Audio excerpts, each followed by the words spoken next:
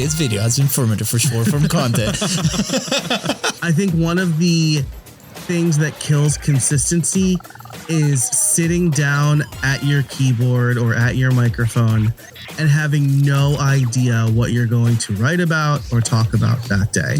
Because they'll have like 5 different ideas that they have in their head for like a year that they want to put out. And then when they put it out, they're like, oh, yeah. What else? Right. You've been podcasting for a while, 2012. That is OG status. You have been in the game for a very long time. Notion, I wouldn't call what Notion has built-in automation tools. But Do I sense some beef with Notion out here? my measure of success is, can I leave my desk for the day like without having to plan it ahead of time to spend time with my family? And most of the time, that answer is yes. Yeah. And I consider myself very lucky for that because Joe, welcome to Contents Profit. We've been trying to get this in the books for a long time. The second that we connected on Podmatch Elite, I was like, we need you in our life because time is of the essence, right? And especially if you have 2 kids like I do. Fonzie, you experienced that at some point in your life. At some point. I'm like, give me more time. And so, Joe, man, like you're incredible. You're an expert in the podcasting field, especially on how be so effective with, the processes and all this. And, I think we can nerd out for like 4 hours straight just talking about this stuff. So welcome to the show, man. I'm so stoked. thanks. Yeah. Thanks so much for having me. I'm excited to talk to you guys. Obviously I love talking about this. I have 3 kids. So as you guys know, time is of the essence, as you said. So yeah, I'm really excited to nerd out about this. Yeah. So, I don't know, Fonzie, if you have any comments, but I have a lot of notes because I've talked to Joe before. We were like, yeah, let's just jump on a quick 15-minute conversation, and then 45 minutes later, we're like, this is awesome. We have a book call with him for ourselves, so I can attest to Joe's expertise. But we'll probably dive back at some point into some of your story. But you've been podcasting for a while, 2012. Right? That is OG status. You have been in the game for a very long time. And then 2016, you kind of like move and you decided to start another podcast because in a way you kind of told me that you were also lonely, right? And you're like, maybe podcast is like my way to meet more people. And after that, you started kind of like developing your processes. You got like sponsorship even before you launched that podcast. So I'm curious, right? From 2012, 2016, and obviously now 2024, there's been a lot of changes, right? Lots of people coming into the industry. What has been some of the biggest changes you've seen in terms of how people have produced their podcast, right? From maybe 2012, which I don't know, maybe was just actually probably sticking a lot of technology together. And now you have a lot of tech that helps you, but I feel like a lot of people are extremely overwhelmed with the processes and they still take a long time to do their thing. So what is that contrast that you've seen throughout these ages? Yeah, I think there's been a few. Well, first of all, great question. I think there's been a lot of technological advances, obviously, because we're talking 12 years here. But when I first started, the way that we would record is we'd get on a Skype call and we used this app called Ecamm call recorder, right? Like pour one out for Ecamm call recorder. And that's how we would do it. And I would, not in 2012. In 2012, it was basically just like me and my friends talking about things. It was like every podcast was like white guys talking about something. And so, but in 2016, I had grown a little bit by then, and I had gone on a few podcasts where they had me use QuickTime to record my side of the audio. So we would still get on Skype and we would use Ecamm call recorder as the backup, but I sent instructions to my guest on how to record their side of the audio so that we got that pristine audio. And now we don't really need to do that, right? We've got tools like Riverside, which we're recording in right now, and some other ones. I still always record a backup because I'm very worried about losing stuff. But that's gotten so much easier both for podcasters and guests, right? They don't have to manage as much as that. And then similarly, there has been this explosion of, I'll call them no-code tools, right? I was a developer in a previous life. My first podcast, or my second podcast, I guess, my flagship podcast, we'll say, was me talking to fellow developers for a long time. And I wrote a bunch of my own code for my first podcast website to do some things automatically. But now there are tools like Zapier and Make and even like Notion and Airtable have their own built-in automations, though. I wouldn't call what Notion has built-in automation tools, but the fact of the matter is that we can do a lot more without having to write and support code. Yeah, I think. Do I sense some beef with Notion out here? Yeah, totally. I am a lover number one of Notion, just so you know. By the way, and I love it. Yeah, I'll tell you, I love Notion. This is like, so I left Airtable for Notion because I thought that Notion had better or maybe more user-friendly tools for teams, and like my VA is getting in there, right? My editor gets in there sometimes. But I loved Airtable's automation tools. They were actual automation tools. Notion rolled out something that they called automation and then decided like, oh wait, AI is a thing. So they moved. We're going to AI real quick. Yeah. Yeah. And it's like, okay, for example, can I soapbox here for a minute? Absolutely. Yeah, absolutely. We'll do like a tech zone. All right, tech zone. Joe's kvetch corner over here. So I have two Notion databases, right? One is my CRM, right, where I manage all of my leads for people who are coming in through my coaching form. Yeah. I have another one for current coaching clients. And that's like where I put their notes in all of our videos, and I usually share that with them.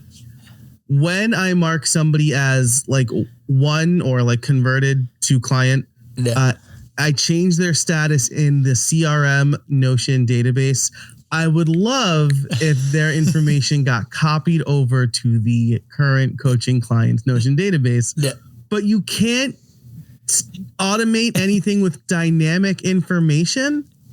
So like you have to like hard code everything, which means that if I said Luis converted, I'd have to hard code your name, right? And then if I did it again for Fonzie later, it would still be Luis's data going over there. And I'm just like, so I had to build a Zapier or a link inside of Notion. I had to build a Zapier's app to connect two Notion databases. If I have to do that, you don't have automation tools built in. Right? If I can't even connect Notion to Notion. Come on, Mark from Notion, help us out. No. Don't worry, we'll make sure to clip this and send it to them so they get their stuff together. Dude, Joe, I love this, right? Because I think we have 6 levers, right? That we've been like talking about it all the time. And the last one is operations, right? When people get into content creation in general, like the perception that we capture for a lot of people starting here in the studio or in general is like, I just turn the camera on and I say my message, right? But then there's a aftermath of that. It's like, okay, if I need to edit this clip, where do I edit the thing? Where do I manage the volume of the content that I'm creating? Where is it saved? Where do I transfer it? If I hire a team, where does that go? And all these things, right? That people don't even imagine at the second that they just want to put their message out there, right? Like, for example, we have people just starting today, amazing couple. And one of the initial questions is like, what do I wear in my episode? You know, if I'm doing 2 episodes in a row, do I change t-shirts, right? Like that's a worry, right? But then it's like, okay, I get the files. Well, now what? And then if we're not technologically inclined, it might be a little bit of a learning curve, right? And all these things. And I think, you and us specifically, I've been around project management tools for a long time, from Basecamp to Monday to, Trello to Notion to whatever you call it. My project management tool is whatever piece of paper I have in front of me. The analog fonts with his pen is like, hold on, I think that's in notebook number 7. But that obviously helps out a lot, but it also can be very, very, very overwhelming for a lot of people. I know when we first started with the volume of content that we produced, not only for the show, but for the agency, right? We almost like invented like a language, like a code system to be able to find, name every single piece of content. And it has an original name, and it was like something that we had to teach the team. But we came up with it based on other systems that we've seen. So a lot of people don't want to go through that, right? And that's why sometimes they go to you to like, okay, all this process, all these steps that maybe I don't see ahead of time.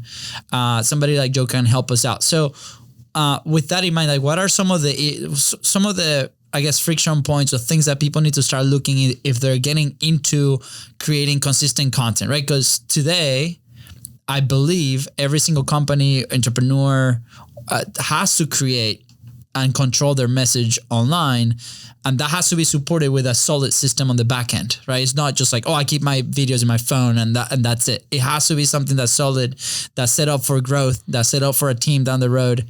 What are some of the initial recommendations that you can share? Yeah, the first thing I would say is make sure you're keeping track of this stuff somewhere, right? Because I think one of the things that kills consistency is sitting down at your keyboard or at your microphone and having no idea what you're going to write about or talk about that day. Mm-hmm. And so the first thing that I do, or the first thing I made sure I set up, which is also really low barrier to entry because we all have phones now, is an easy way for me to capture ideas no matter where I am. And so like I have like a note, I have the Notes app, but I also use the action button on my iPhone to bring up an app called Whisper Memo, which allows me to just kind of like word vomit into it. And then it transcribes it using AI. Yeah. And so anything like that. And I think the voice is really important because I'll get ideas in the shower or in the car, or when I have children on me, or I'm cooking dinner or something. And I don't want to lose that, right? In fact, this morning, I'm the Home and School Association president for my children's school. And one of the things I have to do is give a speech at back to school night. And I was thinking about what story am I going to open up with? I don't really know this audience we're all parents. Yeah. And no joke, in the shower, it all came, like the entire first third of the speech came to me. And so I shouted half of it into my phone. And then, when I was ready and could sit in front of a computer, I typed out the first part of my speech. And I think if I didn't have a good system in place, I would have lost it. I would have sat down in front of a Google Doc later and been like, oh no, what was the story? What was the point I was trying to make? So I think if we're trying to figure out a good system starting point, someplace to capture your ideas is low hanging fruit, because you can use whatever's on your phone. That's right. Is that why all your notebooks are wet? Because taking notes in the shower. Well, I need a waterproof notebook. No, actually, shout out to lazy.io. That's the one I use. I love that that tool. They have I think you would love it, honestly, Joe. I think you would absolutely love this tool. And they have kind of like what you just mentioned, an app on the phone where you just tap it and you can easily type down your idea or do a voice note and it transcribes it for you, and then it sends it back to your computer.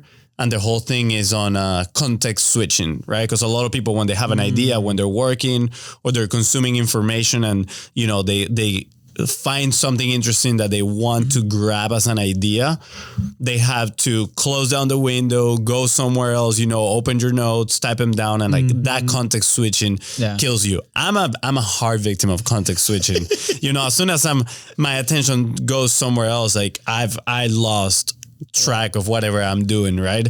So Lazy just makes it super easy to just grab ideas without having to switch tabs or go anywhere else. You just press a command on your computer, a little box pops up, you just write it down, and it puts it, in your inbox on the inside of the app. It's pretty cool. Yeah, I think about a year ago, I watched this video of Ali Abdal, and it was like his like reading system, like how he collects ideas from like how he reads, right? And it was like this collage of 5 different apps that all talk to each other, and then it was populating on a Notion database. And following that video, I went into I think you showed me that video, and then I recreated the same system for me. But then it was super interesting because I had to adapt my consumption to what he was saying in the video. Like my consumption was not the same as his consumption, right? I listened to a lot of books, right? He was like reading on his tablet on a different app that I was not used to, and it was like, man, I have to adapt that. So that for me was friction point. So one point of caution, if you're gonna start looking into this type of things, is start recognizing too, like, how do you consume information? Like I watch a lot of YouTube videos. So on Lazy, for example, like I liked it because you can put the YouTube video in there and it will give you a summary of things, and you can comment on that, or you can clip a different part of that video, and it's super interesting. So it's like, how do I consume that information? For podcast, I use an app called Snipped, and if you listen something, who told you about that app too? You, bro. That's right. Yeah, that's right. We're always on research mode, and then you're listening to a podcast, and let's say there's an audio bite that you really like, that you're like, oh man, I want to comment on this later. You can just by a press of a button, it will snip it, and then you can zap that into whatever application you have for project management. So that data collection system is super interesting. It's cool. It's cool. It's really, really cool, because then like, oh, I remember, so-and-so, Joe said this on his podcast. We can use that as part 1 of the episode that we're going to record today. And that removes so much friction from the creation process. So leaning on these tools and recognizing how do you consume content and how do you, collect it in your head is so important. And I think that's something that people don't realize when they start creating, because they'll have like 5 different ideas that they have in their head for like a year that they want to put out. And then when they put it out, they're like, oh, yeah, what else? Right.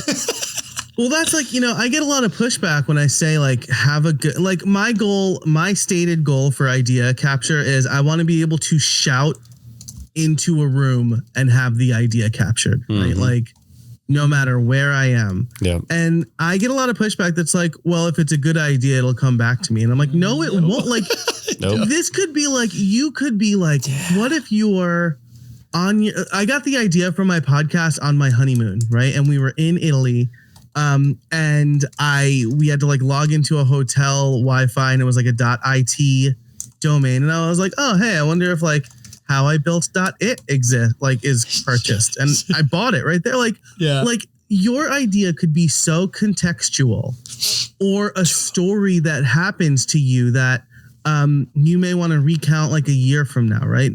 Going back to my HSA speech, I'm telling a story from 2nd grade. Wow. Like I'm going to make an admission to this group of people that I haven't admitted to that many people about like how weird I was in 2nd grade.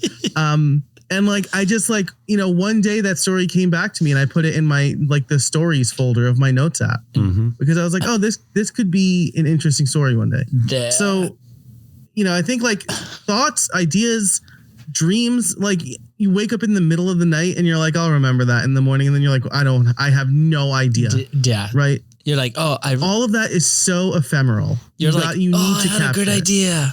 It's gone. Right. Yeah. Right. So I'm curious, Joe. So, because this could be a topic of itself, right? Like capturing ideas, organizing ideas. And then it's not just about having a whole bunch of ideas, because you need to use them for them to be effective, right? Yeah, show your list of lazy of that you showed me the other day. I have a lot of stuff that I need to go through, but I have a lot of stuff that is very organized too. And I have parentheses, because now I feel attacked in here, so of course I need to punch back.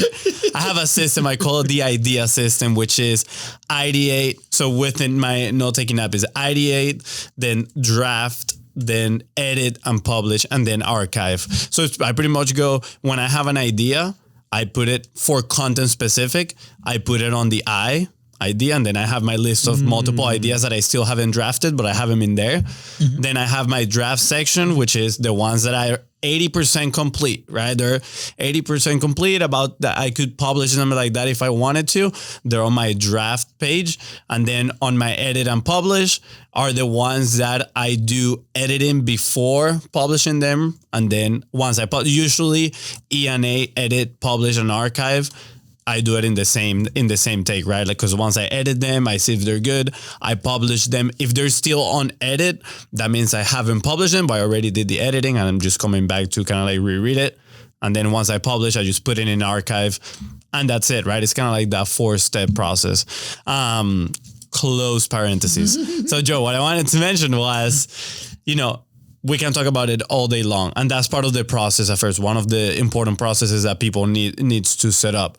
What would be the next critical process that you see that most people need to take action on, again, to get their time back? Yeah, great question. Yeah. So, okay. So let's say you've got your idea process down. Let's say this. Now it's time to organize and keep track of your episodes, right? So this is, specifically for podcasting for me, but this could be YouTube videos. It could be articles, whatever. You want to know, because if you're just like recording and putting out an episode in the same week, you're going to fall behind, right? You need to get ahead. And if you're getting ahead, it means you're recording multiple episodes and scheduling them, which means you need to know where each of those are in the process. This is one of the reasons I like Notion so much for this. Like Airtable was really good again, but like Notion, I find, has like better note taking for each record or row. Yeah. But I have in my planner, you can use whatever you want: Trello, Notion, Airtable, whatever, ClickUp, whatever works best for you. Yeah, not paper. Not paper. Fancy. You can't automate paper, right? I think like I'll tell you, I've got like fountain pens within arm's reach, right? I love pen and paper.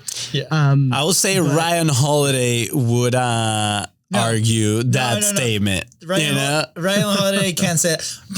On Monday, I was like, Fonzie, can you please bring, the batteries for this camera that we need? I'm like, yeah, I'll bring them later today. I'm sure he wrote it down somewhere. No, I have not. That's why. Why. Sure, you say that. And then today's like, hey, Fonzie, we're still waiting for those batteries. So, dang it. So, anyways, Joe. I'm Team Joe right now. I'm Team Tech. I love it. I got paper all around me, but I got to put it right. I'll tell you what. I went to Podcast Movement. I had a little notebook with me because I don't like being on my phone during talks and stuff like that, writing notes. That notebook is somewhere, and I'm like, I know I wrote down some good ideas. and some follow-ups, some names. Yeah, I'll never find hopefully it didn't go through the wash, right? Yeah, true. Yeah. So I think you want to have a central place on your computer to organize all of these things, because you can track status. Yeah. You can easily pass things off to your team, and you can automate, right? So if when I change the status of one of my episodes from recorded to needs editing, my editor gets an email, and then my editor brings the episode back to me, and the status changes to ready for schedule, and my VA gets an email. So a lot of this stuff, I set these systems up, and now after I record the intro, I don't see that episode again. My editor gets it. He makes the video. He makes the audio. We've been working together for a long time, so I don't need to check what he's doing. I trust him. And then my VA gets the email, and she schedules it. Yeah. And the next time I see the episode is when it's in my podcast feed. I'm like, oh yeah, hey, that's the episode that I expected to come out today based on my planner. Yeah. I love it. I think, for all the do-it-yourselves there, like once you start going through that rabbit hole, I guess, like it has no end, to the point that, on my side, I've thought, okay, what is a system that I can literally record from my phone or my device, something that I said or video, and then you press a button, and then it gets processed and published, right? Obviously, it might be minimum editing, right? But it could happen. I mean, there are tools there that it could potentially happen. And maybe that's a cool experiment that we can do with you, Joe, where, hey, I need to publish. I've had this concept of like the 4 a.m. podcast, right? You know, something that has me personally helped me be consistent in general has been this show. Like we've done 500, I think this is 518th episode, right? Like, wow. Other than living, this has been the most consistent thing that we've done in our lives, right? And it's like, okay. And there's certain elements that have helped us get to that point, right? Like the fact that we love it, the fact that there's a system behind that supports it, that is organized, like all these things that we've talked about earlier, but right? And then, you know, I'm like, okay, well, I want to be able to be up at 4 a.m. And one of the factors that, you know, helped me do this show like that consistently has been make it public and publish something. And it's like, I noticed that that's an element in my life that helps me do things. When I say publicly that I'm going to do something and we go do it. So, okay, the 4 a.m. podcast. But I don't want to edit at 5 a.m. I just want to say the thing at 4 a.m. and be up and do my thing and then press a button and then that gets published later that day or the next day. How cool would that be, right? And it's just like, as we dream as creators and these systems, like then we can start diving into make it more effective. And I think a lot of people stop there, maybe because it's lack of capacity, overwhelm, lack of slack, you know, or skill, right? So I think like people like you, Joe, that are there in the industry at the forefront doing things like this, I think it's super important to at least start the conversation. I was like, okay, how can I make this process that may take me 3 hours? How can I make it 1 hour? Right? This process that's 1 hour, how can I make it 30 minutes? And then you're going to start gaining so much time back and it's going to be so effective that then you can move and make decisions that do more things faster. Yeah. Go ahead, sorry. Oh, yeah, go ahead. I just want to agree wholeheartedly on that. I mean, you need to start somewhere. Yeah. So, okay, number 2, you mentioned organize and keep track of content. Number 1, keep track of ideas and capture them, right? Then from there, keep track of the content itself, right? And then the process, like, what would you say step 3 will look like after that is? Yeah, I think so. I think if we are talking to, you know, people who are making media, hire an editor, right? Again, the number one thing I hear is like, editing takes me so long. And I'm like, editing should take you 0 seconds, right? Like someone else should be doing the editing. And I know that's like a hard cost, but you know, they say for every, it takes 4 minutes of post-production for every minute of content. So if you're recording a 25-minute, nope, that's bad math. If you're recording a 15-minute episode, it's going to take you an hour of post-production, right? Which means that if you're doing, most people record closer to an hour, we're looking at half a day on editing and post-production. Like I am confident that my editor, it takes him about half the time of the recording to edit because he has a system. Right. And then he uses Descript. I clap my hands when I need him to edit something, so it's easy for him to find that. But you know, he has this whole process in place. He has it dialed in. I don't need to be like, oh man, I breathed like too hard there, right? Or like finding the right. Every time I try to use a noise gate, it's either not aggressive enough or too aggressive. Yeah. I don't have that knowledge to like find the perfect noise gate setting for me, or like the combo of noise gate and compressor. My editor does, right? Yeah. So I would say the third step is going to look different for everybody, but it is look at the things that eat up your time that are not inside your area of expertise. Yeah. And get them off of your plate. Yeah. I'm sorry. I can tell my brother wholehearutely agrees with you because I can bet he'd have no idea what a noise gate or a compressor are. Okay. Well, that yes. Fuzzy told me like these like 4 steps that I memorize and I do it perfectly every single time and it comes out incredible. He's like, bro, let me record this real quick, right? Because he edited something like a while back for one of the clients and I'm listening to it and I'm like, dude, like this thing is not even leveled, like the client, like, no, but it sounds great. I'm like, clearly, you know who the system guys is. And like the production. The guest sounds so I'm like, here, look, let me teach you how to level this thing. So I go on and he's like a 60-year-old putting his phone out. He's like, let me record this so I can remember it. I recorded on Loom, and Loom has a great tool that actually tells you step by step what happens in the video. Like you can create an SOP out of Loom. Mm-hmm. That's my operator mind going, and I'm like, this has got great SOP, Fonzie. Thank you. Yeah, Sunny. But I do agree, though. I do agree as well as for hiring an editor, right? And it's not. You said it's a cost. I would argue it's more an investment, right? Because again, you're getting your time back, and then it's not about, well, I'm getting my time back. Some people might, but it's not. I'm getting my time back to just go and lay down at the beach. Like you as a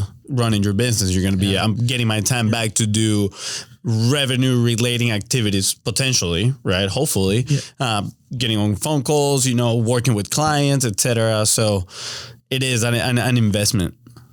Right. And so you asked me earlier too, like what has changed? I focused on the technology. Something else that's changed that actually Sarah Koenig mentioned in an interview with The Guardian recently is that the competition is so much more stiff now than it was in 2014, 2016, even 2018. Yeah. There's a lot of stuff competing for our attention. And so I think a lot of people say, hey, people want to hear the raw, unedited conversation, which is not true.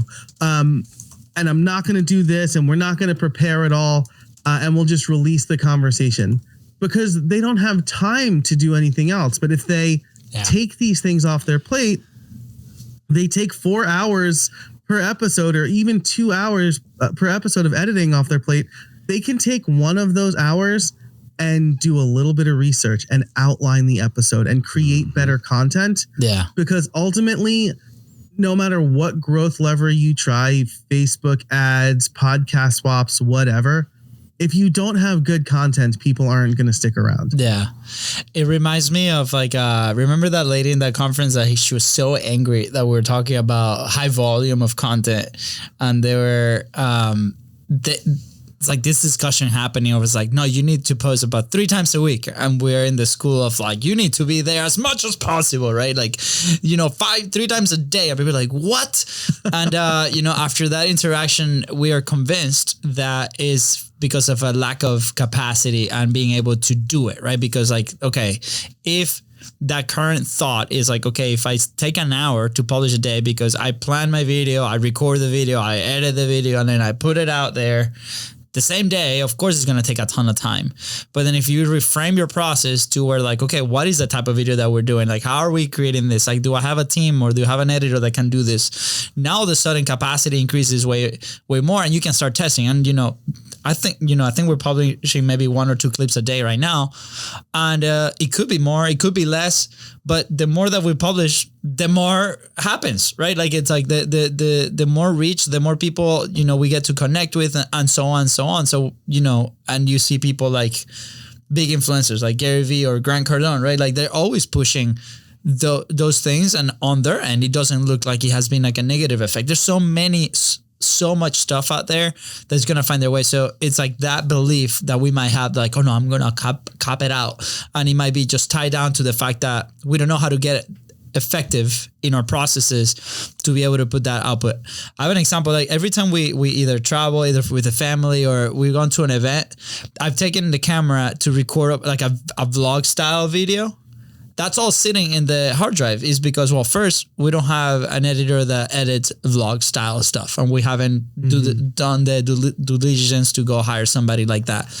And then like, I'm just going to edit the first one. Well, they're just sitting there. That's what happens to a lot of people. It's like we have this idea, we get the footage, and then we're like, oh man, like when am I going to actually sit down and do this thing? Or I need to go hire somebody. And then can I hire them? Why haven't we hired them? Like, what's the purpose of this? So I think that's so valuable that you brought in that conversation here. Thank you, man. Yeah, of course. And I mean, the reason I'm in the line of work I'm in now is because I had a panic attack in 2020. Like something forced my hand, right? My wife is a nurse. 2020 obviously was the pandemic, so she was working a lot. We just had our second kid, and they're not in school. I'm self-employed, so I'm watching them, but my business is suffering. My podcast is suffering, and about 40% of my income was coming from podcast sponsorships at that time.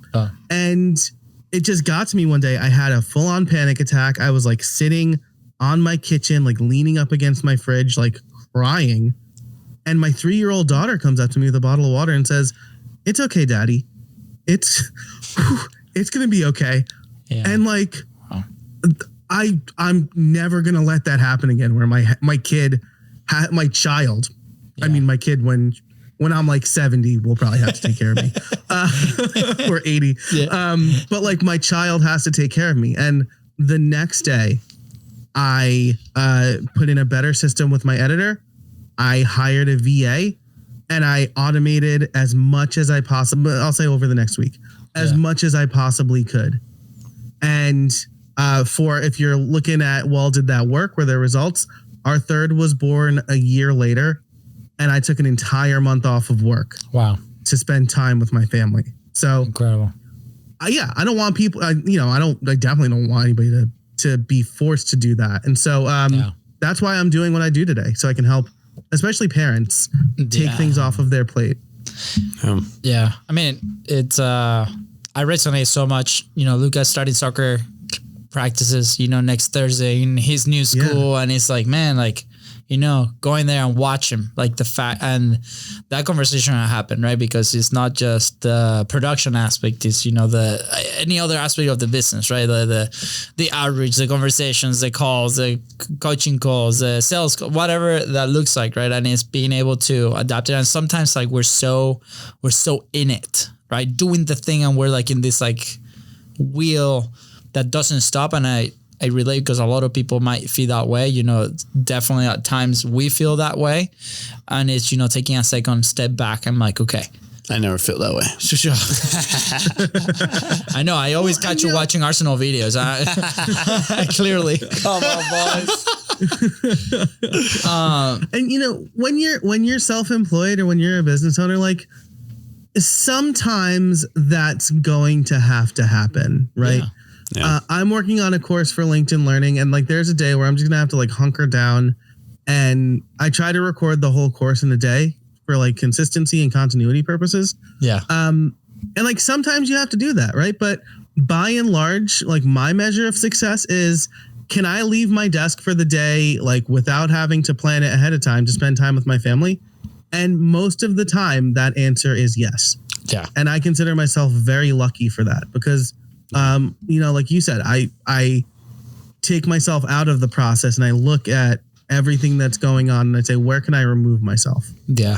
I think that's a great question for people to ask in a recurring basis, right? That they might not be doing it because you're just so into everything. I'm curious though, and I know we're getting close here to the end, but after all that, you get the editor, right? Let's say you have some process for distribute also. Do you have any automated processes for growing your podcast as well? This is the hardest part, right?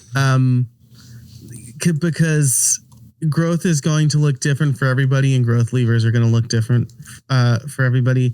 I would essentially say that reducing the amount of time you can spend on everything else means that you can spend those hours on creating good content and growing your content. I have systems for that, right? Like I'll do every quarter or so. Well, I mean, more often than that now, thanks to Podmatch, right? I have a system for reaching out and pitching podcast swaps or trailer swaps. That is still, I think, one of the best ways to grow your podcast, because you're finding lookalike audiences. This is precipitated on the fact that you have good content and you know who your audience is, right? So those are like, once you free up your time, figure out who your audience is and who you help, and focus on making really good content. And then on the growth side of things, that's when you start telling people about it. Do podcast interviews, do podcast swaps. And, I would say for social media, because people are like, how do I like make easy clips? Video clips. Maybe you guys might disagree with me on this, but I think that video clips are not they're a great way to stay in front of people. But I think like having a short form video clip on TikTok and then be like, and go listen to the rest on my podcast is kind of like walking up to somebody who is like walking their dog and then saying, hey, run a marathon with me right now. They'll be like, I'm wearing jeans. I just ate.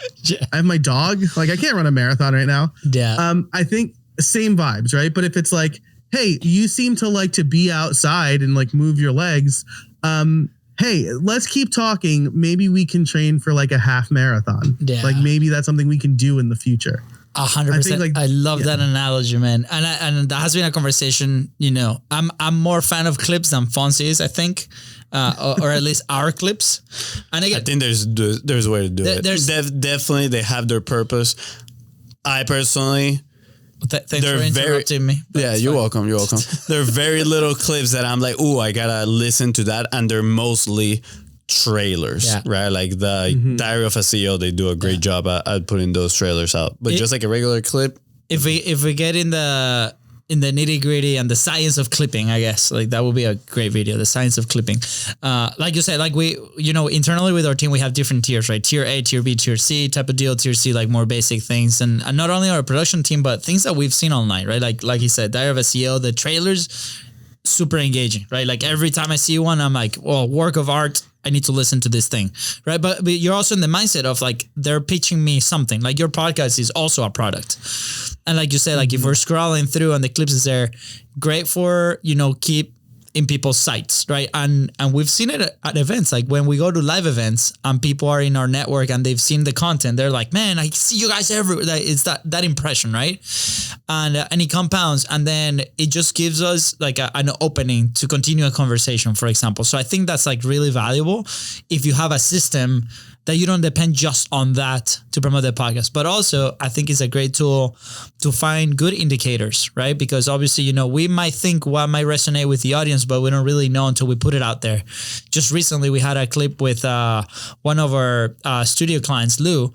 He's like older dude, experienced dude. He's very polarizing in the things that he says. And we were trying to do a content podcast, but he went all political, and like we were trying to like do this dynamic, and his clip went like ballistic, like 10x whatever what all the other clips did. And he brought a ton of subscribers to the channel, right? And it's like, oh, that's interesting. And then, but now we have to see why these people subscribing, like what resonated with them, like, right? And then can we relate to that? Is that the ideal? So these data points now allow us to make decisions for future content. So I think like, to me personally, I think that's super valuable too.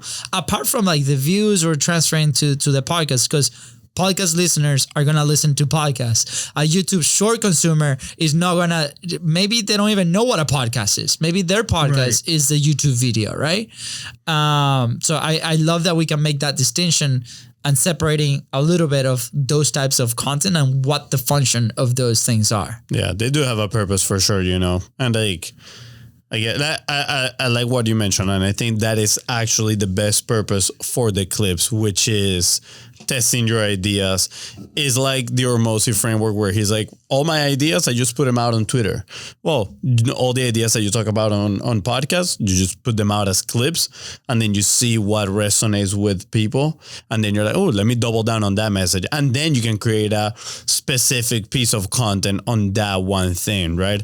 But for promoting the show, me personally, I'm like, do something that actually promotes the podcast. Like, people are not dumb, you know, they're very educated right now. Like, they're going to know if you're trying to sell them something. You're trying to sell them to listen to the show, right? So obviously, big personalities like Ormosi or, you know, Diary of a CEO, they're more recognizable. I see a trailer, I'm like, oh, I know it's a podcast, all this stuff. Mm-hmm. But for somebody that, you know, they might not be as recognizable as them, it might be a little bit challenging to get that, even if you do a trailer, right? So I think a good question to ask yourself is, what is the purpose of my content? Like, how do I, you know, Am I going to create clips? Yes. Okay. What is the purpose of it? Is it the purpose to, test my ideas? Is the purpose just to start conversations and then I can nurture those conversations? Or is the purpose of it to try to drive traffic to my podcast, right? Which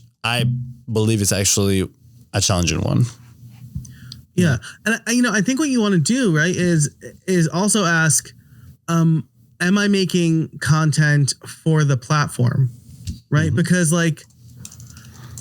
for a long time, right, you would get these I'm going to show my age here. You would get VHS tapes or DVDs, and what are those? Message, yeah, right. Well, kids, before we could just download whatever we wanted at any time. Hey, not gonna lie. By the way, there, before you do that, apparently there's a trend that I've seen online is these new parents canceling subscription-based services, buying a DVD player, and just buying old school cartoons and old school animation things for their kids, because the pacing and the energy and the thing is so much different now, and it's limited, and the kids can just put it on and whatever. So, anyways, close parenthesis. Oh, that's so interesting. That's fun fact. Yeah, love that.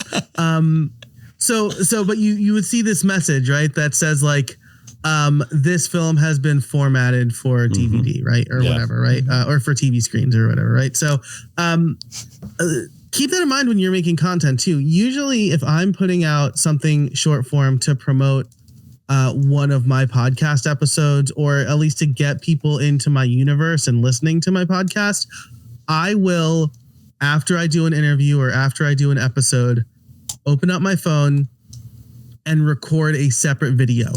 Talking is a lot easier for me than finding something that I already said and clipping it, right? So I'm going to record it. It's going to look natural, right? The TikTok crowd likes that. Yeah. Those videos look more authentic. And then I'll say something like, hey, if you want to learn more, there's a link in the description, or join my mailing list, right? Or click the link in my, whatever the call to action is for the platform. Yeah. I like getting people onto my mailing list, right? Because from my mailing list, I could say hey, welcome. You like this content? Yeah. I talk for 20 straight minutes about this thing, right? Go over here and have a listen. Yeah. So cool. I just imagine for every single clip of the podcast, just that little blue screen's this video has been formatted for short form content. That'll be good. Yeah, essentially. Hey, for a certain crowd, the nostalgia factor will be real high on yeah, that, just right? I think it would be a good pattern interrupt too. Yeah, bringing nostalgia. We can test it out. Open up with that Pizza Hut video of the kid playing baseball. I don't know if you guys remember that, but that's that was at the beginning of every single VHS tape I watched. Oh, really? Ages 5 to 7. That's funny. There's a clip I saw no long ago. It's these two parents showing the kids a VHS tape, and they're oh, the trailers, and they're the kids are what are these? And there's it's all the movies that were about to come out on VHS too. And it's can we skip this? And they're no, you can just forward real fast. And those were the best trailers. It's this summer coming to your local screen, and you're yes. Local blockbuster. Can we also talk about how people are worried that their content is gonna be outdated or not evergreen? Those trailers on a VHS tape got almost immediately outdated. 100%. 100%. If you bought the VHS tape after July 1994, that ad was immediatally out of date. Yeah, absolutely. That's a good point right there. That's why they came out with dynamic ads. This is how do we solve this? We're wasting all this money putting this stuff out here. Oh man, so cool, dude. Joe, today conversation has been so fun. Definitely second time we have. I can't wait for the call that we booked with you next week, which by the way, we're going to leave all Joe's links. I know that you have a super cool thing that you can show with your camera. You want to show it now? Oh yeah, I can bring up my lower third here. It's mirrored, I think, right? Yeah. So for those listening, podcastworkflows.com/profit. And you can check out, we're going to just leave it right here below as well. You can go click it. I want to add is podcast without an S at the end, and then workflows with an S at the end.com. I know my / accent. profit. Yes. It's Because Friday, when it's I Friday. first when I first typed it, I put it backwards. Podcast workflow. And it didn't take me anywhere. So Multiple workflows for your one For the podcast. one podcast. there we go. So There you we'll leave the link so you don't have to type it. You It's can like just the- scroll and tap it. Have you seen Kill Tony lately? No. No. It's like the Madison Square Gardens. There's a joke at the end instead of gardens. It's okay, guys. It's okay. So I guess that happens when you become a dad. Joe was the only one that laughed out here. So Let's go, Joe! Yes, you're my people. Join the club, Fonzie. Join the club. Anyways, guys, I'm excited. Anything else you want to add, Fonz? just thank you, Joe. It was a lot of fun. I feel like we still got to cover a few things, but again, we'll bring you back up. We'll talk more about it. But again, the conclusion here is that people do need process in place for the different stages of the creative process, right? Pre-production, production, and then distribution and promotion. There's different things. It doesn't look the same for everybody, right? So I will encourage you listening right now to connect with Joe. He offers calls, right? Coaching. He has resources. Go on in his email list. He sends you a resource as soon as you go in there. So go check him out. You can build your own process and you can save a lot of time. So you can be with your kids, or if you don't have kids like me, you can go and, hang out and do other stuff. Like fishing. And playing soccer. Joe, anything else you want to add before we head out? I just kind of piggybacking off of what Fonzie said, right? If you go to podcastworkflows.com/profit, it's my 40 plus automations database. That will show you what's possible, right? It'll give you ideas. And then you could start thinking about, oh, hey, I usually just schedule calls by going back and forth in email. There's this tool that helps me. So I would say download the database. Don't get overwhelmed and feel like you have to implement all of them. Just look and be like, oh, that's cool. I wonder if I could do something like that. Pick one that really calls to you and implement that first. Oh, I love it. How I'm going to tackle is what is my most time demanding problem that I have based off the list and go check that one out first. Hopefully. How do I automate my brother? I've got 3 younger brothers. I've been thinking about that for a long. It's an impossible task. Yeah. Notion can't solve that one. Get to work on that one, Notion. Get to work on that one. Guys, with that said, thank you so much for tuning to the Content is Profit podcast. Go ahead and follow the show in your favorite podcasting platform and on social media at BizBrosCo. That is Ranif Joe here. Help you save hundreds of thousands of hours. Please don't forget to share this episode. And of course, don't forget to leave a 5-star review. See ya. Bye, guys.